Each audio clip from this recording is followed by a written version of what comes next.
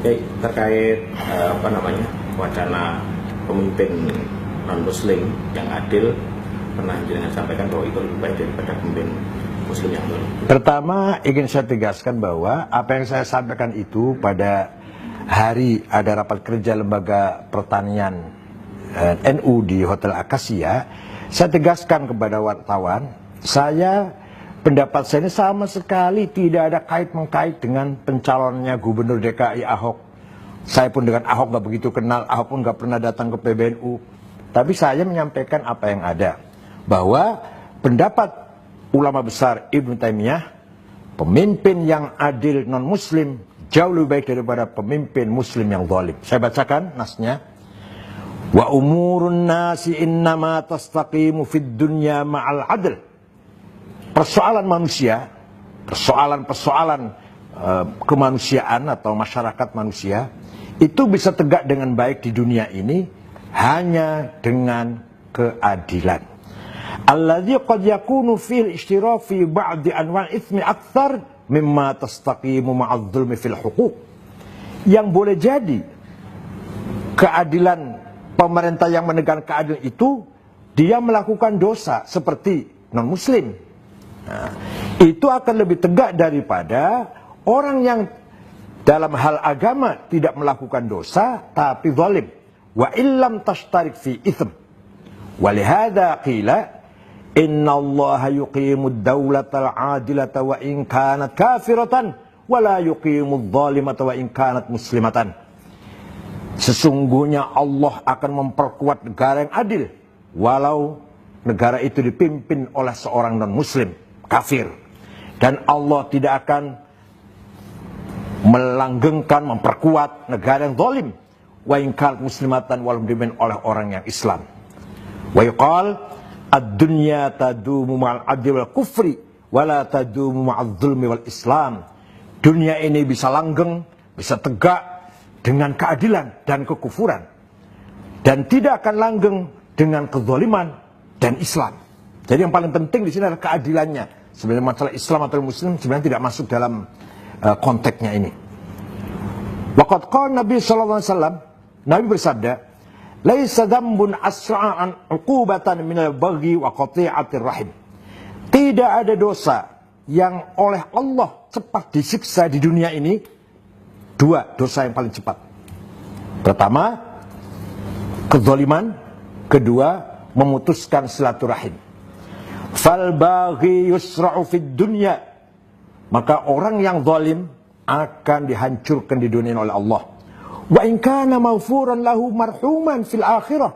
Walaupun orang itu nanti di akhirat diampuni masuk surga karena dia orang Islam, tapi dia karena jadi pemimpin yang zalim akan mendapatkan ancaman sanksi dari Allah di dunia ini.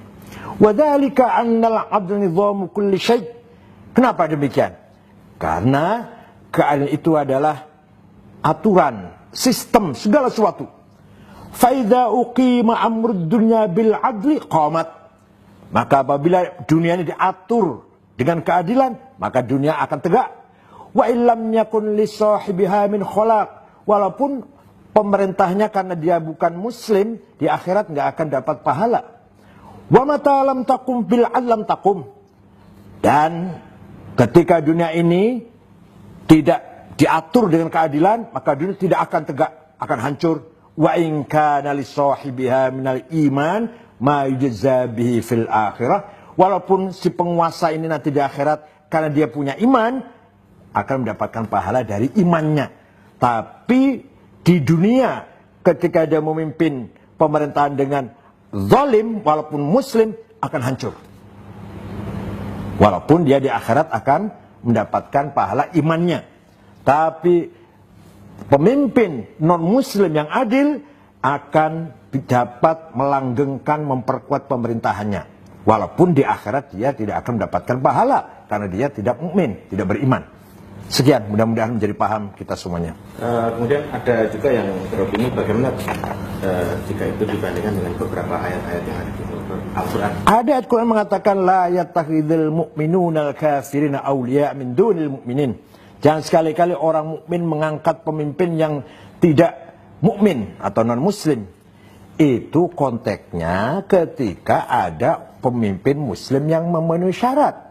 Jadi kalau ada dua orang, dua calon, muslim, non-muslim, sama-sama memenuhi syarat, sama-sama mempunyai kapasitas, kapabilitas, mempunyai akhlak, moral, integritas yang baik, sama-sama orangnya mampu, adil, bersih, maka kita harus mendahulukan yang muslim. Harus itu. Jangan sampai kita mengangkat yang non-muslim. Tapi kalau kira-kira yang muslimnya semua belepotan, hanya ada yang adil, yang kira-kira pantas menjadi pemimpin, kapasitasnya dan integritasnya maksimal, baik, non-muslim.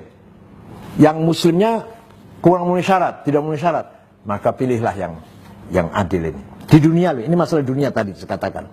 Walaupun di akhirat ini bukan akhirat. Yang muslim masuk surga dapat pahala lah dari imannya, yang muslim akan mendapatkan sanksi dari kekufurannya. Berarti kalau ada yang mengaitkan lagi dengan ayat 13 surat Luqman, misalnya inna syirka la dzulmun adzim, itu jauh. Masalah itu masalah agama. Artinya masalah ini masalah dunia, kepemimpinan masalah dunia. Nah, aturan di dunia ini ada keadilan, tadi dikatakan oleh seorang ulama besar Ibnu Taimiyah. Masalah keadilannya adalah sistem segala sesuatu. Kalau sesuatu dengan adil akan baik, kalau tidak adil akan hancur. Masalah iman, musyrik, non-muslim, akhirat. Tadi tegas sekali, jelas sekali. Pemimpin yang adil walaupun non-muslim, pemerintahannya akan tegak. Allah akan mendukung pemerintahan itu. Walaupun si orang ini karena non-muslim, di akhirat akan mendapatkan sanksi dan tidak mendapatkan pahala. Tapi seorang pemimpin yang zalim, muslim, Allah nggak mendukung, akan hancur. Walaupun di akhirat si penguasa itu akan mendapatkan pahala imannya. Ya. Nah, kemudian ketika di negara kita ini Indonesia yang mayoritas muslim, dan kita tidak bisa menghadirkan pemimpin muslim yang adil, itu yang berdosa siapa? Semuanya itu tanggung jawab kita semua. Kenapa umat Islam belum mampu melahirkan seorang tokoh pemimpin yang betul-betul memenuhi syarat? Kenapa? Itu dosa kita semua, salah kita semua. Jadi ke depan mudah-mudahan ini terjadi dalam keadaan darurat. Misalkan terjadi ke depan, SDM dari umat Islam harus kita bangun dengan tetap menjaga integritas, akhlak, moral, dan iman yang kuat, dan dia mempunyai kemampuan untuk menjadi pemimpin. Itu harapan kita semua. Jangan sampai kita dipimpin oleh orang Islam yang zalim, malah menghancurkan nama Islam itu sendiri. Kita tahu pemimpin yang zalim, Saddam Hussein, berlumuran darah, membunuh ulama juga banyak. Hafid Assad membakar, membumi hanguskan satu kota Hamah. Jamal Nasir membunuh ulama-ulama besar, Said Qutb, Muhammad Ashmawi, Zaki Muhandis, Umar Tilim Saleh gantung di Medan Tahrir. Muslim itu Jamal Nasir. Orde Baru sendiri muslim semuanya. Oleh karena itu, pemimpin yang zalim muslim menghancurkan nama Islam. Pemimpin yang muslim tapi zalim mencoreng nama baik Islam. Mudah-mudahan ke depan kita mampu memiliki seorang pemimpin yang bersih, integritasnya maksimal, kualitasnya maksimal, dan beragama Islam. Mudah-mudahan. Terima kasih.